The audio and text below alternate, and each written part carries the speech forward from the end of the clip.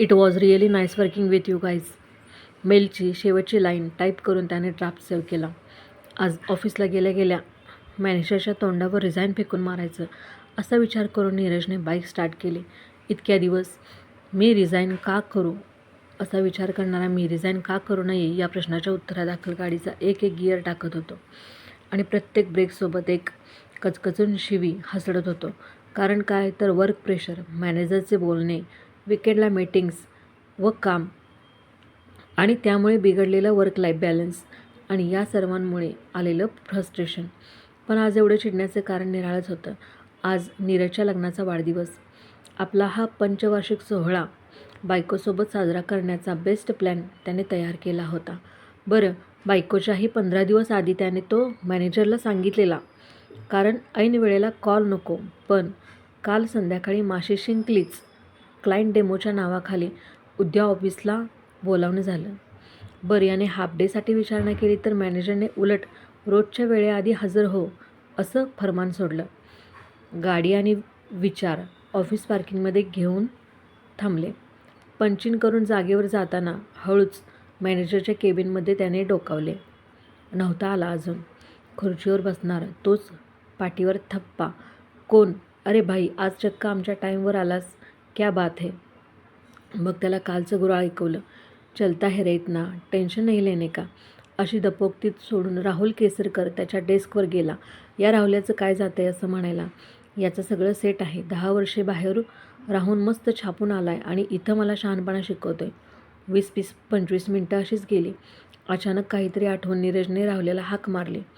अरे, तुझ्या टीममध्ये 1 महिन्यापूर्वी एक जण जॉईन झाला होता ना, तो पोरगा कुठं आहे? बरेच दिवस झालं दिसला नाही कुठे. काय गेला का सोडून? राहुल पण हसला.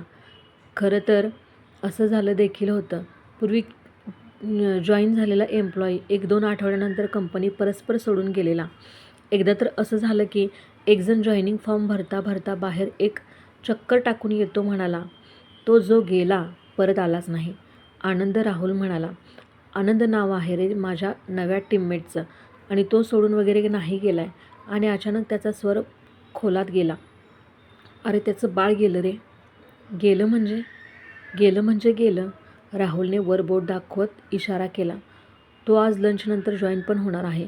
हातातल्या कपातील गरम कॉफी कानात ओतल्याचं नीरजला भास झाला.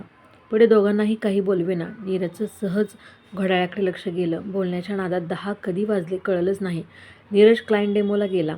डेमोमध्ये तो होताच कुठे, पण त्याला तर फक्त आनंदच दिसत होता. आनंदचं पूर्ण नाव आनंदम कृष्णमूर्ती. अगदी नावाप्रमाणेच आनंदी कृष्णवर्णीय. जॉईन झाल्याच्या अगदी तिसऱ्याच दिवशी निम्मा स्टाफ त्याच्या खिशात होता. जॉईनिंगच्या दिवशी त्याने ऑफिसभर पेढे वाटले. दुसऱ्या दिवशी त्याचा कडचा खास साऊथ इंडियन पदार्थ पुट्टू लंचमध्ये पूर्ण टीमसाठी आणला. त्याच्या हिंदीला साऊथ इंडियन टच असल्यामुळे त्याचं बोलणं ऐकायला नेहमीच मजा यायची. अँड थँक्यू फॉर जॉईनिंग फोक्स. डेमोमध्ये मॅनेजरचं समारोप वाक्य झालं तरी नीरज काही थाऱ्यावर नव्हता. लंच आणि त्यानंतर पार्किंगमध्ये अर्धा-पाऊण तास फेरफटका हा रोजचाच नित्यक्रम. पार्किंगमधून परत वर येताना त्याची नजर नेक्सॉनवर गेली. म्हणजे हा पट्ट्या खरंच जॉईन झाला तर. पायऱ्या चढताना नीरजने डोक्याला जरा ताण दिला. बरोबर 22 दिवसांनी आनंद परतला होता.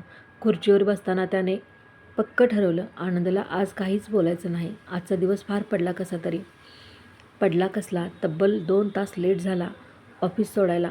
दार उघडल्या क्षणी बाबा म्हणत त्याच्या 2 वर्षाच्या गोळ्याने पायाशी लोळण घातली. खाऊ खाल्ल्याने झालेलं खरकट तोंड, सर्दीमुळे शेवाळलेलं नाक. नीरजने तसाच त्याचा उचलला. चला, आपल्याला भुर्र जायचं, आईला आवरायला सांग. त्याने बायकोला हाक मारली. तेजू, चल. यावर पटकन फार काही नाही, पण जेवून येऊ बाहेर. एकदा नाही म्हटल्यावर की काही नाही नसते कुठे. हवं तर तुझ्या पहिल्या बायकोला मॅनेजरला घेऊन जा डिनर डेटवर. तेजू फनकारात म्हणाली. साम दाम दंड भेद, शेवटी तिला यावंच लागलं. ती आली खरी, पण तिचा राग मात्र तसूदेखील कमी झाला नव्हता. पण बायको म्हणून नवऱ्यामधला बदल तिने बरोबर हेरला. सकाळी हाच तिला आज नोकरीचा शेवटचा दिवस असं सांगून गेला होता आणि आता जेवताना डेमोबद्दल बोलतोय.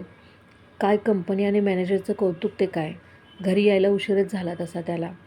पोराला झोपवल्यानंतर न राहून तेजूने नीरजला विचारलं, काय रे, सकाळी ज्या तोऱ्याने निघाला होतास ते पाहून वाटलं नव्हतं आज जेवायला बाहेर घेऊन जाशील.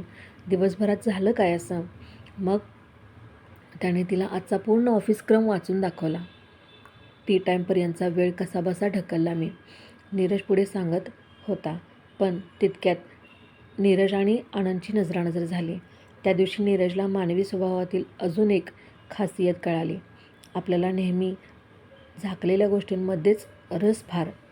मन चिंती ते वैरीन चिंती.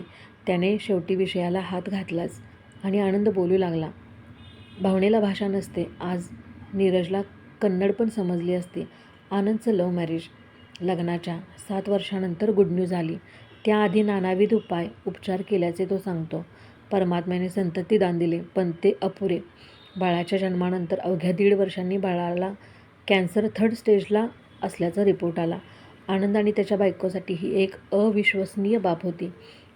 त्यानंतर त्यांनी आहेत ती सगळं पैसे बाळाच्या उपचारासाठी लावले. देव संपले पण नवस संपले नाहीत. केमोथेरपी ते प्रकाश किरण त्या एवढ्याशा जीवाच्या शरीरावर पडताना डॉक्टरच्या सुद्धा हृदयाला पीळ पडत होता. तिथं त्या आईची अवस्था न विचारणंच योग्य.